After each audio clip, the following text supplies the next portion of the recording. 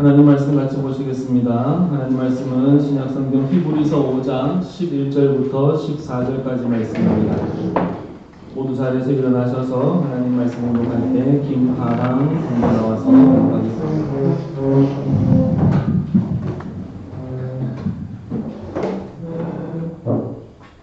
말기세덱의 강하여는 우리가 할 말이 많으나 너희가 듣는 것이 둔함으로 설명하기 어려우니라.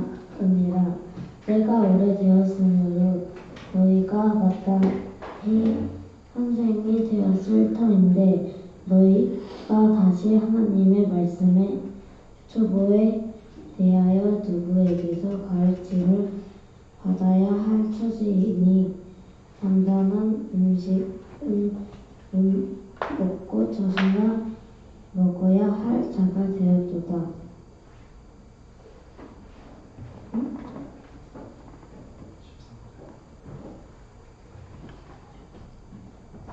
이는 젖을 먹는 자마다 어린 아이니 위의 말씀을 경험하지 못한 자요. 단단한 음식을 장성한 자의 것이니 그들은 지각을 생각함으로 연단을 받아 선하게 분하는 자이라. 아멘.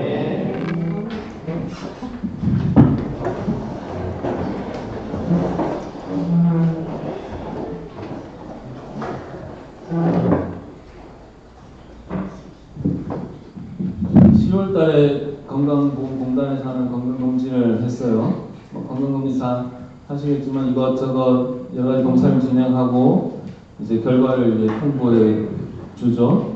건강에 어디가 문제가 있느냐 없느냐. 전체적으로 크게 문제는 없는 것 같더라고요. 건강한 것 같아요. 제 스스로 보기에.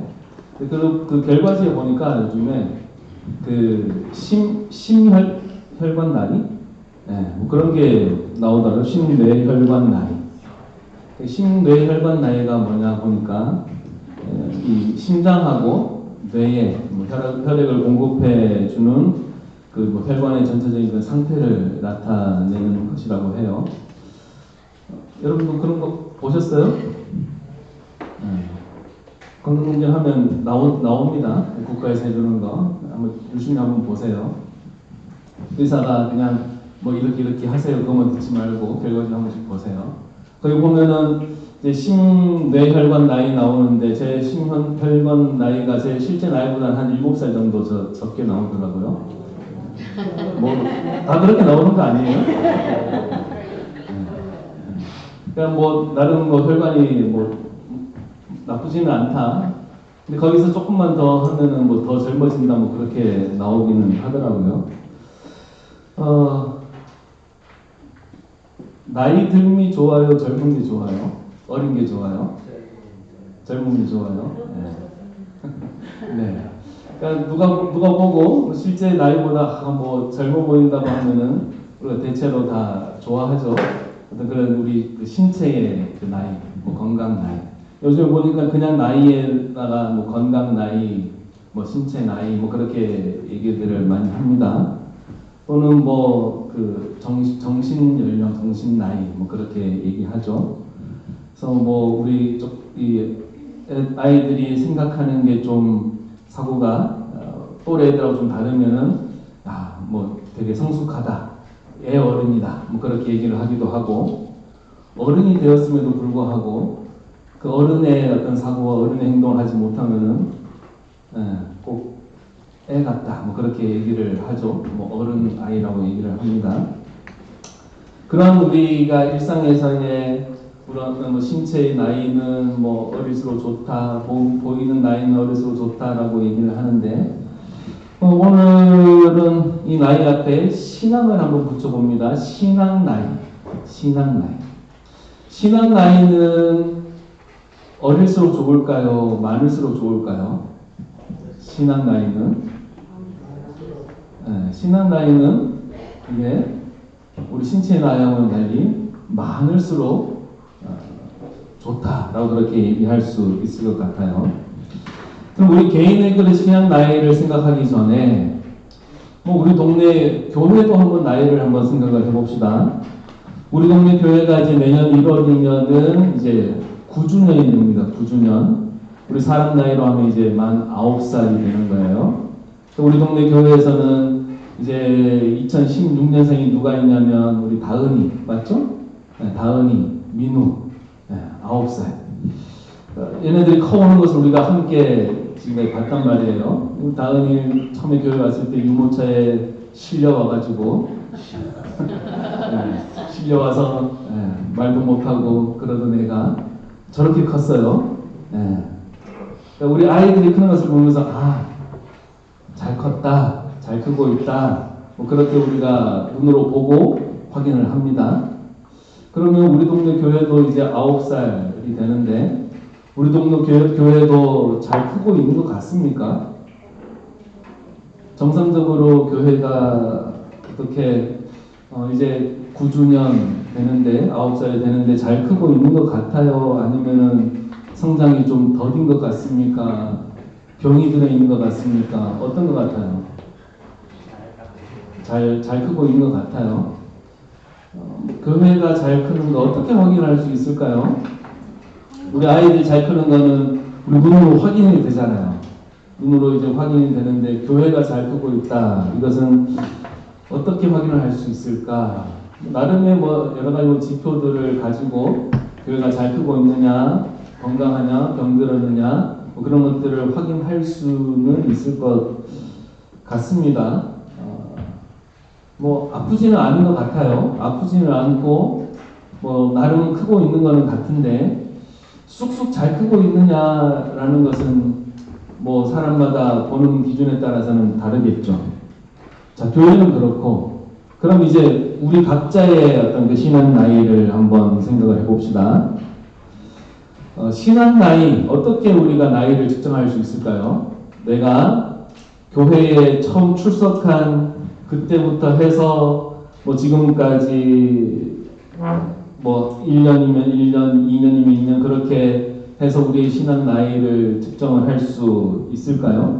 만약 그렇게 내가 교회에 첫 발을 디디어서 신앙생활을 시작한 그 시점부터 횟수로 이렇게 계산을 한다면 여러분들의 그 신앙 나이는 한 몇 살쯤 됐을까요?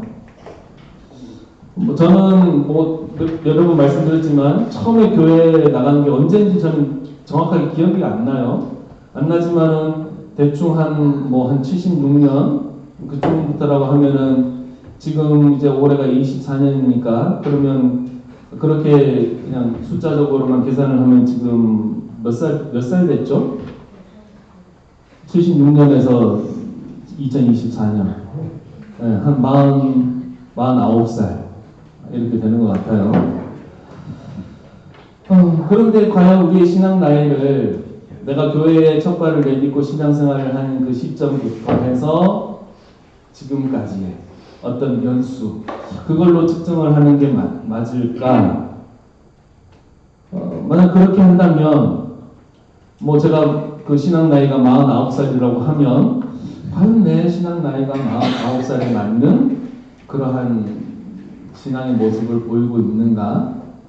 여러분 각자 또 나름대로 내가 뭐 한 30년 됐다, 50년 됐다. 우리 아이들 같은 경우 이제 엄마 뱃속에서 있을 때부터 다녔으니까 그러면은 뭐 나이가 지금 나이하고 똑같다고 이제 봐야 되는데 과연 내가 지금 10살이 됐나? 10몇 살이 됐나? 라고 했을 때 과연 내가 그만큼 성장하고 성숙했는가? 그럼 교회에 출석한 시점이 아니라면 내가 세례받은 그 시점이라고 한다면 아니면 내가 예수 그리스도를 정말로 내 삶의 구주로 내가 영접한 그때라고 한다면 내가 인격적으로 주님을 만난 그때가 시작이라고 한다면 그럼 그때를 기점으로 해서 지금까지 내 신앙의 그 나이 거기에 맞게 내가 잘 성장해 왔는가 잘 자라왔는가 어떤 사람을 보면 교회에 출석한 지, 신앙생활을 시작한 지, 10년, 20년, 30년, 그렇게 되었음에도 불구하고 여전히 어떤 그 신앙의 그 초보의 초신자의 그 모습을 보이고 있는 그런 사람들이 있는 반면에 어떤 분은 교회에 출석하고 신앙생활한 지 불과 몇 년이 되지 않았음에도 불구하고 굉장히 빠른 속도로 그 신앙이 성장하는 것을 우리가 봅니다. 그러니까 이 어떤 그 신앙의 성장, 성숙 이것은 그냥 단순히 어떤 그 물리적으로 계산적으로 해서 계산하는 그것으로는 안 된다는 것을 우리가 알 수 있죠. 또 사람들마다 어떤 그 성장의 속도가 각각 또 다 다른 것을 볼 수 있습니다. 그럼 이러한 성장과 성숙의 차이, 신앙이 성장하고 신앙이 성숙하는 그 차이는 과연 무엇 때문일까요? 무엇 때문일까요? 자, 여러분들이 이제 우리 동네 교회에 출석해서 우리 동네 교회라는 이 공동체에 속하여서 함께 신앙생활을 하고 있습니다. 거의 뭐 이제 우리가 9년 됐으니까 여기 있는 분들은 거의 뭐 비슷한 시기에 우리 동네 교회에 출석을 해서 이제 함께 신앙생활을 하니까 거의 비슷하다고 봐야 되겠죠. 자, 그러면 여러분들이 우리 동네에 출석했을 때의 담임 목사가 누구였어요? 저였어요. 네. 지금 담임 목사가 누구예요? 저예요. 그렇죠? 담임 목사가 똑같아요. 처음부터 지금까지. 아직까지는 똑같아요. 자, 그러면 여러분들이 우리 동네에 출석을 해서 주일날 예배를 드리고 지금까지 왔는데 주일에 예배 시간에 몇 번을 제외하고는 다 이제 제가 설교하는 김 목사가 설교하는 그 설교를 들었단 말이에요. 그러면 한번 질문해 볼게요. 여러분들은 제 설교가 들립니까? 제 설교가 들려요? 아니, 무슨 뚱딴지가 소리냐, 엉뚱한 소리냐? 귀가 있는데 다 들리지? 안 들리는 사람도 있나? 제가 들립니까? 라고 하는 거는 그냥 이 귀로 듣는 그 들림이 아니라 제가 설교하는 것들을 여러분들이 이해할 수 있나? 그것을 묻는 거예요. 그러니까 저도 이제 부교육자 시절에 부교육자로 이제 사역을 하면서 이제 여러 이제 교회에서 사역을 했죠. 하는데 이제 어떤 교회마다 가면은 담임 목사님 설교를 제가 주일날 듣는데 담임 목사님의 설교가 들리기까지 시간이 조금씩 걸립니다. 처음에는 이분의 어떤 그 발음, 또 억양, 또 표준어를 쓰느냐, 아니면 그 사투리를 쓰느냐, 뭐 그런 것들에 따라서 잘 들리기도 하고 잘 안 들리기도 하고 또 사용하는 그 단어 같은 것들 그런 것들로 인해서 적응하는데 그것이 이제 들리고 이해되기까지 조금 이제 시간이 걸리는 경우들이 종종 있더라고요. 여러분들도 지금 이제 저하고 같이 우리 동네 교회에서 신앙생활을 하고 지금까지 왔는데 김 목사가 주일날 여러분들에게 하는 그런 설교가 잘 이해가 되고 잘 들리는가? 아니면 앞에서 목사님 뭐라고 하여튼 얘기하기는 하는데 도무지 무슨 말 하는지 모르겠다. 도무지 저런 소리를 왜 하는지 모르겠다. 도무지 저게 어떤 내용인지 모르겠다. 라고 하시는 분들도 있을 거예요. 그러니까 우리 동네 교회에서 함께 신앙생활을 하고 지금 우리가 이렇게 세월이 흘러왔지만 여기에서부터 우리 어떤 그런 신앙의 그 나이가 좀 차이가 난다고 할 수도 있을 것 같습니다. 거의 한 9년 정도 들었으면 이제는 그냥 잘 들릴 때도 되지 않았을까요, 여러분? 물론 뭐 우리 아이들 같은 경우는 이제 제가 무슨 말 하는지 정말 아무 소리도 이제 모를 때부터 시작해서 지금까지 왔는데 어느 정도 이제 들리는 우리 자녀들도 있을 것이고 아직까지 목사님이 앞에서 뭐라고 하는 이 설교 시간은 교회에서 가장 따분하고 지겨운 시간이라고 생각하는 그렇게 여기는 우리 친구들도 있긴 할 거예요. 그러나 언젠가는 들리지 않을까요? 계속 이렇게 듣다 보면. 예. 그러니까 만약에 정상적인 우리가 학교에 우리 친구들 학교 가서 수업도 하고 또 우리 어른들 같은 경우는 이제 일상생활도 다 하는데 9년 동안 거의 만 9년 동안 가까이에서 우리 여기서 이제 9년 가까이 설교를 들으면서 만약에 아직도 잘 들리지 않는다, 아직도 잘 이해가 되지 않는다라고 하면 문제는 누구에게 있을까요? 설교하는 사람에게 있을까요? 아니면 듣고 이해하지 못하는 그 사람에게 있을까요? 아니면 둘 다 문제일까요? 누구에게 문제가 있을까요? 오늘 본문 뭐라고? 목사님한테 문제가 있다고? 그래, 반성할게. 그럴 줄 알았어. 네. 자, 오늘 11절 말씀을 보니까 그 문제가 누구한테 있는가 한번 봅시다. 11절 같이 한번 읽어봐요. 멜기세덱에 관하여는 우리가 할 말이 많으나 너희가 듣는 것이 둔함으로 설명하기 어려우니라. 여기 보니까 너희가 듣는 것이 둔함으로 설명하기 어려우니라 라고 하죠. 듣는 것이 둔한 사람이 누구예요? 네, 우리 지금 이 교회로 말하자면은 여러분들이에요.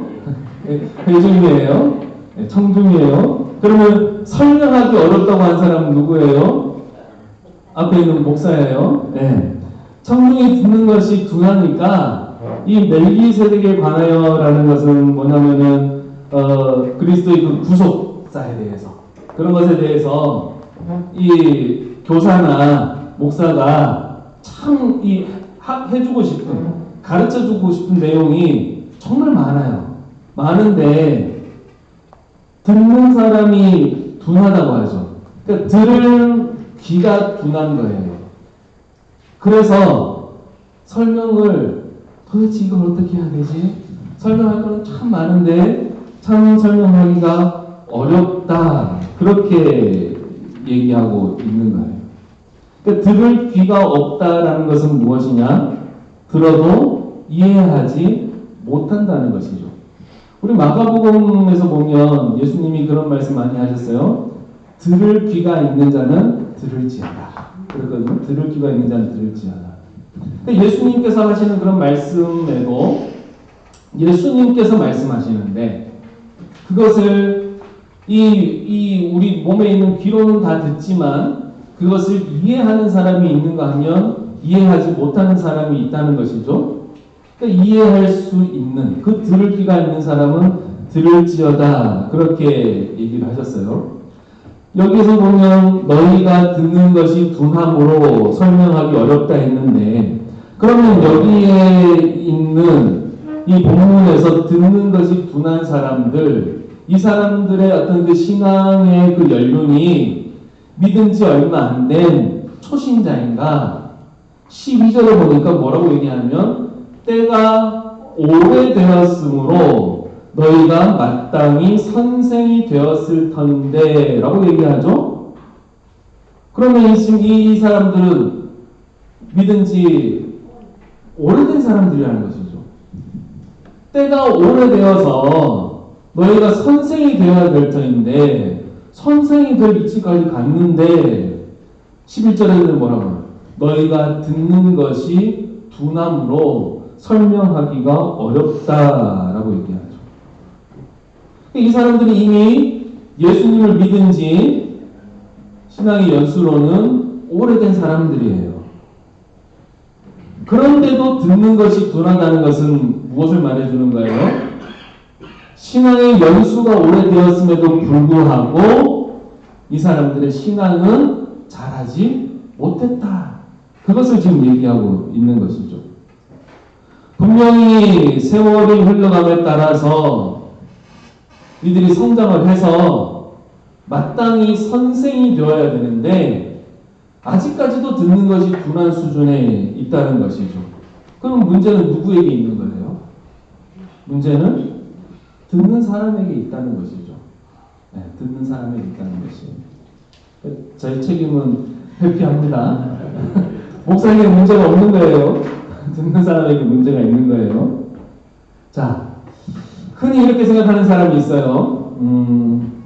주일에 교회 예배에 출석하기만 하면 신앙은 저절로 자라는 것이야. 신앙은 저절로 성장하는 것이다 라고 생각하는 사람들이 있습니다.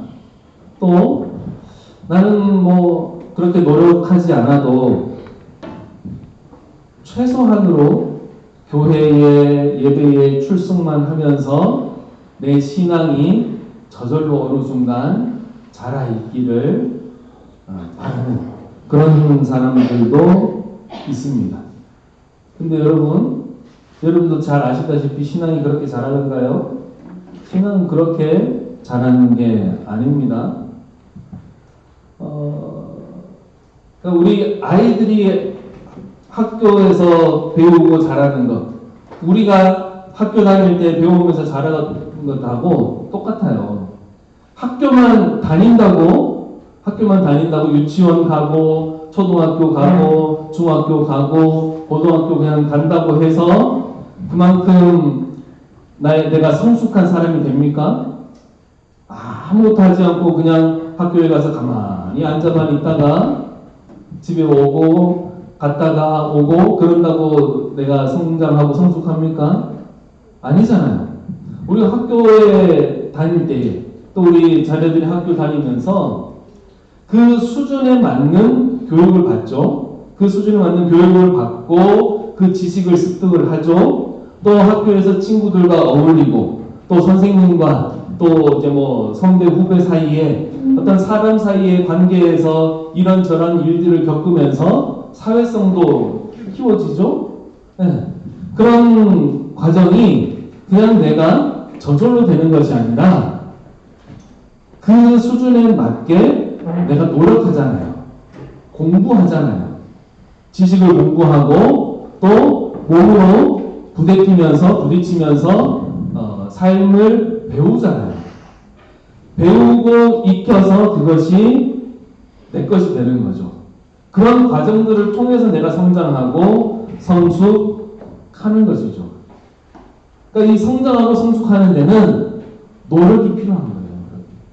신앙도 마찬가지예요. 신앙도 아무 노력하지 않고 그냥 자라기를 바라는 것은 그런 일이 일어나지 않아요. 교회에 출석만 한다고 신앙이 자라는가? 그렇지 않다는 거예요. 그 우리의 신앙 성장과 우리의 신앙의 성숙을 위해서는 노력을 해야 되는데 그것을 성경에서는 훈련 이렇게 얘기해요. 또 다른 곳에서는 연단 이렇게 얘기합니다.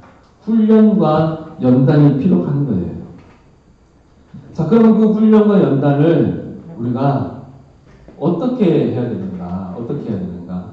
우리 동네 교회가 이제 지금까지 오면서 훈련하지 않았느냐, 연단하지 않았느냐, 연습하지 않았느냐 했어요. 네. 목사님 뭘 했어요? 이것저것 많이 했거든요. 그러니까 목사가 앞에서 자 우리 올해는 이거 합니다 라고 했을 때에 했어야 되는 거예요. 소요일분도 공부도 했고요. 지금은 우리 신앙국에서 공부하고요. 또 기도학교도 하고 또 해마다 우리 말씀 읽읍시다. 암송합시다. 하잖아요. 그런 거 하자고 할 때 하는 것이 성장하고 성숙하는 거예요. 지금 와서 보면 여러분들이 한번 보세요. 그런 것들을 성실하게 목사가 하자는 대로 잘 따라서 한 사람하고 그렇게 하지 않은 사람하고 비교를 해보면 분명히 성숙하고 신앙이 성장한 그 정도에서는 차이가 드러나게 되어 있는 거예요. 그러니까 우리가 어느 교회에서든지, 우리 동네 교회뿐만 아니라 어느 교회에서든지 우리가 성도라면, 교회에 몸을 받고 신앙생활을 성도라면 우리의 신앙생활의 목표는 무엇이 되어야 되냐면, 잘 먹고 잘 사는 것이 아니라, 내가 행복하게 사는 것이 아니라 예수 그리스도를 닮아가는 것, 예수 그리스도를 닮는 것이 우리의 그 신앙의 최종 목표가 되어야 되는 거예요. 예수 그리스도를 닮는다는 것은 예수 그리스도의 그 삶을 본받아서 내가 사는 거예요. 예수님의 그 마음을 내가 품고 사는 거예요. 예수님의 그 성품을 본받아서 사는 것이에요. 그게 그냥 되나요? 거저 되나요? 아니에요. 여기에는 끊임없는 훈련, 끊임없는 노력, 끊임없는 연단이 필요한 거예요. 사탄이 우리로 하여금 그냥 예수님 닮게 살 수 있도록 쉽게 그냥 살 수 있도록 내버려 두나요? 그렇지 않아요. 사탄은 어떻게 해서든지 우리가 예수님 닮지 못하도록 내 욕심대로 살도록 내 정욕대로 살도록 그렇게 유혹하고 있는 거예요. 거기에는 정말 피나는 노력이 필요한 거예요. 그렇다면 우리가 가지고 있는 예수님을 닮아서 살아가는 그 삶의 그 목표, 이 땅에서 우리가 이룰 수 있나요? 이 땅에서는 이루어지지 않더라고요. 그러면 포기해야 되나요? 그래도 포기할 수 없는 거예요. 우리는 죽을 때까지 예수님 닮기 위해서 살아야 되는 것이고, 주님 오시는 그날까지 예수님 닮는 것을 목표로 우리는 끝까지 훈련하고 연단하면서 살아야 되고 예수 그리스도에게까지 자라야 되는 거예요. 이거는 제가 하는 말이 아니에요. 성경에 있어요. 성경에. 에베소서 4장 13절 14절 말씀 한번 볼까요? 같이 한번 읽어봅시다. 에베소서 4장 13절 14절 없나요? 없으면 찾아주시고요. 있네요. 자, 같이 한번 읽어봅시다. 우리가 다 하나님의 아들을 믿는 것과 아는 일에 하나가 되어 온전한 사람을 이루어 그리스도의 장성한 분량이 충만한 데까지 이르리니, 이는 우리가 이제부터 어린아이가 되지 아니하여 사람의 속임수와 간사한 유혹에 빠져 온갖 교훈의 풍조에 밀려 요동하지 않게 하려 함이라. 아멘. 하나님의 아들을 믿는 것, 예수님을 믿는 것, 아는 것, 그것에 하나가 되어서 온전한 사람을 이루어 그리스도의 장성한 분량이 충만한 데까지 이르리니, 예수 그리스도에게까지 자랄지니, 그것이 우리의 목표라는 것이에요. 왜 그것을 목표로 세워야 되느냐? 14절에 얘기하고 있죠. 어린아이가 되지 아니하여, 여전히 신앙이 그런 초보가 되지 아니해서 어떤 사람의 속임수, 간사한 유혹, 이단의 유혹, 거짓 교사들의 유혹, 사탄의 꼬임, 그런 것들에 빠져서 흔들리지 않고 요동하지 않고 굳건하게 서 있도록 하기 위함이다 라고 얘기합니다. 이것이 우리의 신앙의 목표라는 것이죠. 그래서 우리는 자라기 위해서 어린아이에 머물지 않고 우리의 신앙이 자라는 그 일에 우리가 힘쓰고 애써야 되는 거예요. 그래서 우리는 늘 생각해야 되는 것이 무엇이냐면, 어떻게 하면 내 신앙이 좀 더 자랄 수 있을까? 내가 어떻게 하면 좀 더 예수 그리스도에게까지 자랄 수 있을까? 내가 어떻게 하면 예수님을 좀 더 닮은 그런 삶을 살 수 있을까? 그것을 우리가 고민하고 그 방법을 찾아서 훈련하고 연습하고 연단해야 되는 거예요. 그렇게 해야지 목사가 앞에서 자 우리 이렇게 합시다 저렇게 합시다 뭐 합시다 라고 말하기만 하면 머릿속에서 이번에는 어떻게 하면 저걸 내가 안 하고 피할 수 있을까? 이번에는 내가 어떻게 하면 무슨 핑계를 대고 내가 안 할까? 그 방법을 찾고 고민하고 외면하면 안 된다는 거예요. 저 지난주에 설교하면서 내년에는 우리 동네 교회가 우리 아이들부터 어른들까지 모두가 다 함께 매일매일 하나님의 말씀을 묵상하는 말씀 묵상의 원년으로 삼고자 합니다라고 그렇게 여러분들에게 선포를 했어요. 근데 혹시 여러분 지난주일에 설교를 들으면서 속으로 야 이번에는 어떻게 하면 내가 이 말씀 묵상하는 거 내가 피해갈 수 있을까? 어떻게 하면 내가 안 하고 넘어갈 수 있을까? 그냥 지금까지 내가 안 하던 대로 목사님이 하자고 하는 게 내가 하나도 안 했는데 안 하는 대로 안 하면 이번에도 목사님이 아무 소리 안 하고 그냥 지나가겠지? 라고 생각한 사람은 아마 아무도 없을 거라고 믿어요. 네. 여러분 어떤 부모가 좋은 부모입니까? 어떤 부모님이 좋은 부모님이에요? 자녀의 성장을 위해서, 자녀의 성장과 성숙을 위해서 할 수 있는 대로 좋은 것들을 공급해 주고 함께 그 방법을 찾고 그 길을 이제 안내해 주는, 인도해 주는 그러면서 잘할 수 있도록 칭찬하고 격려해 주는 그런 부모님이 좋은 부모님이죠. 그렇죠? 네. 다들 그런 부모님이시죠? 아니에요? 다들 좋은 부모님 아니세요? 큰일 났네. 부모 교육도 다시 해야 돼요?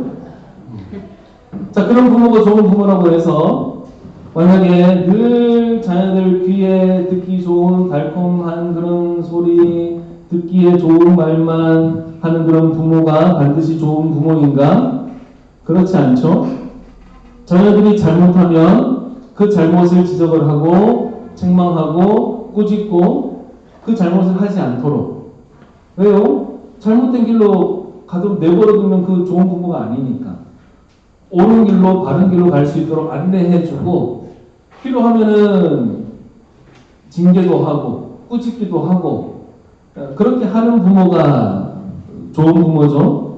잘못하면 따끔하게 책망도 하고 그런 부모가 좋은 부모예요. 그렇죠? 네. 그렇다면 좋은 목사도 그런 목사가 좋은 목사 아니겠어요? 그렇죠? 늘 그냥 성도들이 대하면서 좋은 말만 해주고 허허허허 웃으면서 귀에 듣기에 좋은 말만 해주고 뭐 잘하고 있습니다 뭐 이런 말만 해주고 그런 목사가 좋은 목사일 수도 있죠. 네. 그러나 더 좋은 목사는 어떤 목사냐? 하나님의 말씀으로 지난주에 우리가 암송한 것처럼 하나님의 말씀으로 교훈하고 책망하고 바르게 하고 의로 교육하는 그런 목사. 그러니까 잘했을 때는 잘했다고 칭찬하고 더욱 잘할 수 있도록 격려하고 잘못했을 때는 따끔하게 질책하고 열심히 할 수 있도록 잘할 수 있도록 이끌어가는 그런 목사. 신앙이 좀 나태하고 게을러져 있는 그런 성도는 때려서라도 채찍질해서라도 부지런해서 열심을 품고 신앙생활을 할 수 있도록 그렇게 하는 목사가 좋은 목사 아닐까요, 여러분? 근데 요즘에는 또 목사님이 싫은 소리 하고 잘못했다라고 이제 징계하고 이제 꾸짖는 소리 하면은 내가 교회가 여기밖에 없냐, 내가 이런 소리 들으러 교회 나가냐 하면서 다른 교회로 이제 가야지 그런 마음을 가지고 있는 분들도 있다고 하기는 해요. 우리는 없을 거지만. 네. 자, 여러분들은 우리 동네 교회의 이 김현철 목사가 어떤 목사이면 좋겠습니까? 좋은 목사이면 좋겠죠. 자, 그 좋다는 것은 앞서 말씀드린 것처럼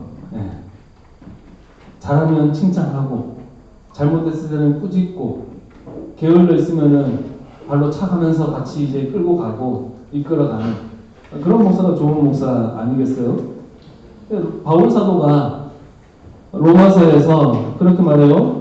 부지런하여 게으르지 말고 열심을 품고 주를 섬기라. 그렇게 말씀했거든요. 주님을 섬기는 그 일은 주님을 섬기는 일은 게으르면 못해요. 주님을 섬기는 일은 부지런해야 돼요. 부지런해야 돼요. 그냥 생각해 봐도 그렇잖아요. 하나님 믿지 않고 신앙생활 안 하는 사람하고, 하나님 믿고 신앙생활 하는 사람하고, 신앙생활 하는 사람이 주님을 섬기는 일에 세상 일로 똑같이 하면서 나는 주님도 섬겨야 되는데 이 사람들하고 똑같이 해가지고 그렇게 섬길 수 있어요? 아니죠. 더 열심을 내고 더 부지런을 내어야지만이 우리가 주님을 섬기는 그 일에 부족함이 없이 할 수 있는 거예요. 똑같이 해서는 그렇게 할 수 없는 거예요. 그러니까 주님을 섬기는 일은 그냥 내가 시간 남으면 하고 시간 남지 못한 시간이 없으면 그냥 뒤로 밀리는 그게 아니라는 거예요.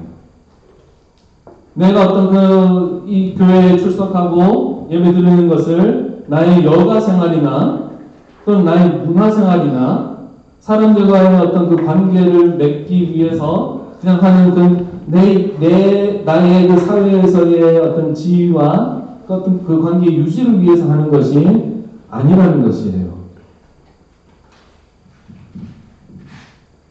신앙은 부지런하게 열심을 품고 하는 거예요.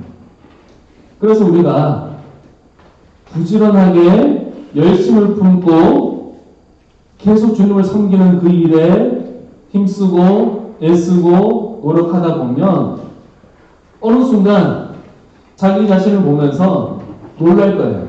자기 자신을 보면서 때로는 뿌듯해할 수도 있어요. 야, 내가 많이 컸다. 내가 많이 컸다. 내 신앙이 이렇게 자랐다. 그리고 그것은 함께 신앙생활하는 성도들이 보고 알게 되는 것이고 또 함께 생활하는 가족들도 보고 알게 되는 거예요. 목사님 저도 함께 여러분과 신앙생활하면서 그렇게 잘하는 분들을 봐요. 보면 좋아요. 뿌듯해요. 그러나 반면에 여전히 막 천천히 그냥 끌려오면서 이렇게 세월이 가면에도 불구하고 여전히 초보에 있는 분들 보면 때로는 안타깝기도 해요. 그래서 내년부터는 아까 말씀드렸던 후반 거 잘못하면 좀 책망도 하고 또 혼도 내고 질책도 하고 꾸중도 하고 그런 일을 한번 해보려고 마음을 먹는데 잘 될지는 모르겠어요. 안 좋은 소리 하면은 또 다른 데 가버린다고 하면 또 어떡할까 싶어가지고. 네. 자, 12절에 보면 12절에 때가 오래되었으므로 너희가 마땅히 선생이 되었을 터인데 라고 하죠. 때가 오래되면 그런 신앙은 잘하는 것이 당연하다고 지금 얘기하고 있는 거죠. 아니 신앙이 그만큼 됐는데 때가 오래됐는데 당연히 선생이 되어야지. 좀 그렇게 얘기하고 있는 것이죠. 그런데 우리는 이 당연한 것을 잘 못하네요. 아니 이 당연한 것을 오히려 당연하지 않다고 우리가 생각하면서 살고 있는지도 모르겠어요. 여러분 예수님 믿은 지 얼마나 됐습니까? 예수님 믿은 지 얼마나 됐어요? 네, 연수로 한번 그렇게 기사를 해보세요. 그렇다면 오늘 이 히브리서 기자의 이 말에 의하면 여러분들은 모두가 다 때가 오래되었으니까 선생이 되어 있어야 될 터인데 지금 뭐라고 하고 있죠? 너희가 다시 하나님의 말씀의 초보에 누구한테 가르침을 받아야 되니 오호 통제라 이를 어찌할고 지금 그렇게 얘기하고 있죠? 네. 그렇다면 우리가 작은 목표라도 하나 세워봅시다. 부모님들과요. 우리 자녀들보다는 내가 믿은 지 오래됐잖아요. 그러면 그 오래된 만큼 내가 공동체 안에서 누군가를 내가 신앙으로 가르치고 신앙으로 양육할 만한 그 정도는 아니라 할지라도 최소한 내 자녀들은 내가 신앙으로 가르치고 양육할 수 있을 만한 그런 선생은 되어야 되지 않겠어요? 때가 오래되었으므로 마땅히 선생이 되어야 될 터인데 그렇잖아요. 부모님들 여러분, 지금 우리 아이들이 뭐 잘 모르고 뭐 나보다 뭐 믿은 지 얼마 안 돼가지고 신앙도 아직 초보인 것 같고 뭐 그렇게 보이죠. 근데 여전히 여러분들이 그냥 훈련하지 않고 연단하지 않고 이 생활을 계속 이어간다면 역전됩니다. 어느 순간 여러분 자녀들이 신앙으로 여러분들을 가르치는 그런 때가 올 거예요. 역전되지 않도록 질서가 있잖아요. 그래도 부모인데 신앙에서도 부모가 되어야 되지 않겠어요. 13절 14절에 이렇게 얘기합니다. 같이 읽어볼까요? 이는 젖을 먹는 자마다 어린아이니 의의 말씀을 경험하지 못한 자요 단단한 음식은 장성한 자의 것이니 그들은 지각을 사용함으로 연단을 받아 선악을 분별하는 자들이니라. 아이들이 태어나면 처음부터 밥을 먹나요? 아니죠. 처음에는 모유를 먹거나 그렇지 모유를 먹거나 우유를 먹거나 분유를 먹거나 그렇게 하다가 이제 애들이 뭐 이유식 먹고 자라면서 밥도 먹고 그 위에 이제 뭐 매운 거 못 먹다가 매운 이 단계가 있잖아요. 그렇죠? 아이들이 자라는 것처럼 잘 알지 않습니까? 그렇죠? 신앙도 그래요. 신앙도 처음에 오면은 초신자에 맞게 초신자들에게 대화를 하고 그들의 그 언어를 우리의 언어를 최대한 쉽게 풀어서 설명을 이제 해요. 근데 거기에는 이제 한계가 있죠. 그러니까 이제 점점 잘하면은 이제 어려운 얘기들도 이해를 하고 어려운 얘기들도 이제 받아들이는 거죠. 우리 아이들이 음식을 먹으면서 자라면서 처음에는 이제 먹여주면 먹죠. 주는 대로 이제 먹어요. 그러다가 이제 스스로 숟가락을 들고 젓가락을 들고 먹고 나중에 커서는 이제 해먹고 그렇죠? 신앙도 마찬가지예요.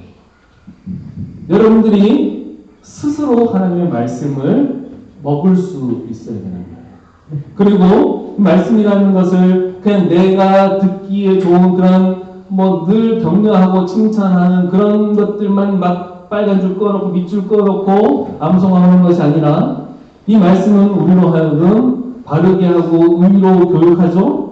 책망도 하죠. 그러기에 나를 꾸짖는 그런 말씀들도 우리가 이것을 받아들일 수 있어야 되는 거예요. 뿐만 아니라 그냥 목사가 일주일에 한 번 설교하는 이 설교만 듣고 난 만족해 뭐 그렇게 하는 것이 아니라 여러분들이 매일매일 하나님의 말씀을 듣고 그 말씀을 묵상하고 하는 일들을 해야 돼요.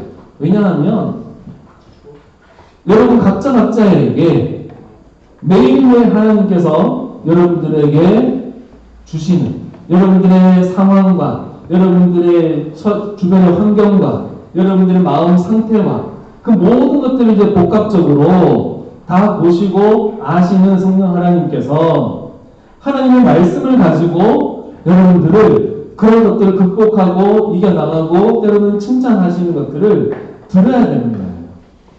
여기 보면 그들은 지각을 사용함으로 연단을 받아라고 하죠. 지각을 사용한다는 것은 감각기관을 사용하는 거예요. 그럼 여기서의 이 신앙에서의 감각기관은 뭐냐? 우리의 그 영적인 감각기관이에요. 기도와 말씀과 찬양과 하나님과의 성령과의 그 교통함을 처음부터 이게 잘 안 되거든요. 그러기에 안 돼도 꾸준하게 지속적으로 반복하면서 해야 되는 거예요. 운동선수들이 엘리트 운동선수들이 또 유명한 이름을 날린 운동선수들이 하루아침에 그렇게 유명해졌나요? 하루아침에 그들의 그 실력이 그렇게 탑 클래스에 있나요? 아니잖아요. 그들이 어릴 때부터 그 단계에 이르기까지 해왔던 정말로 피나는 그런 훈련과 노력이 있었기에 그 탑 클래스 자리에 있었던 거잖아요. 신앙도 그래요. 신앙도 하루아침에 내가 이제 처음으로 교회 갔는데 뭐 목사하고 똑같은 수준의 어떤 신앙의 수준을 나타낸다? 불가능해요. 연단과 훈련의 과정이 필요해요. 그렇게 할 때 우리의 신앙은 성장하고 성숙되어 있어서 선생의 자리에 이르게 된다는 거예요. 여러분 어떻게 하시겠어요? 어떻게 하시겠어요? 내년에도 그냥 젖이나 먹는 그런 신앙의 애기들, 신앙의 어린 아이로 그냥 머물러 있으시겠습니까? 아니면 맛있고 단단한 그런 음식을 스스로 챙겨서 먹는, 여기 말하죠, 장성한 어른, 장성한 자, 신체적으로 영적으로 커 있는 사람, 그런 사람이 되겠는가? 여러분 결단하셔야 되는 거예요. 그리고 결심하셔야 되는 거예요. 그리고 목사가 하자는 대로 그냥 해요. 하면 돼요. 하면 돼요. 네. 그냥 이리 빼고 저리 빼고 이 핑계 저 핑계 찾지 마시고 그냥 목사가 하자는 대로 그냥 한번 해봅시다. 해봅시다. 1년 했는데 안 되잖아요. 아, 목사님 저 1년 했는데 안 돼요. 포기하지 마세요. 지난주에 제가 몇 년 말씀드렸어요? 3년. 3년은 같이 해보셔야 돼요. 3년. 그러면 이것이 이제 여러분들의 그 말씀 묵상하는 것이 여러분들의 삶의 하나의 그 패턴으로 자리 잡게 되는 거예요. 그러니까 내가 내 삶을 지킬 수 있는 것은 내 스스로 어떤 틀을 만들어 놓고 그 안에 나를 이제 집어 넣어야 돼요. 반드시 내가 하루 일과 중에서 이 시간에 이것만큼은 한다. 네. 그렇게 하고 그걸 지키면 되는 거예요. 그래서 이제 다음 주하고 다음 주 2주에 걸쳐서는 그럼 도대체 우리가 묵상을 왜 해야 되는가? 또 이 묵상을 어떻게 해야 되는가? 어떻게 할 것인가에 대해서 이제 이 시간에 2주간의 속성으로 말씀을 나누고, 그리고 이제 12월 달에 가서는 오후 시간에, 12월 달에 이제 오후 시간에는 말씀 묵상을 이제 실질적으로 함께 이제 큐티를 실습해보는 그런 시간을 갖고, 이제 1월 달 1월 1일부터는 여러분들이 이제 매일매일 하나님 말씀을 묵상하는 그런 계획을 가지고 진행을 할 거예요. 내년에는 우리가 시중에 말씀 매일 말씀을 묵상할 수 있도록 도와주는 보조 도구들, 뭐 월간지 아니면 2달에 한 번씩 나오는 그런 책들이 있어요. 그래서 우리 동네 교회는 성서 윤기원에서 나오는 매일 성경, 그 이제 2달이 한 권으로 나오거든요. 그걸 가지고 이제 매일매일 말씀 묵상을 할 것이고, 구체적으로 그런 부분에 대해서는 이제 다음에 설명을 드리겠습니다. 오늘 우리가 품어야 될 마음은 뭐예요? 신앙의 성장과 성수. 나의 신체의 나이, 내가 지금까지 살아온 그 인생의 나이만큼 적어도 그 정도는 내 신앙의 나이가 될 수 있도록 훈련하고 연단해야 되겠다. 그 마음을 가지고 주님께 나아가는 우리 모두가 되기를 바랍니다. 우리 같이 그 마음을 담아서 우리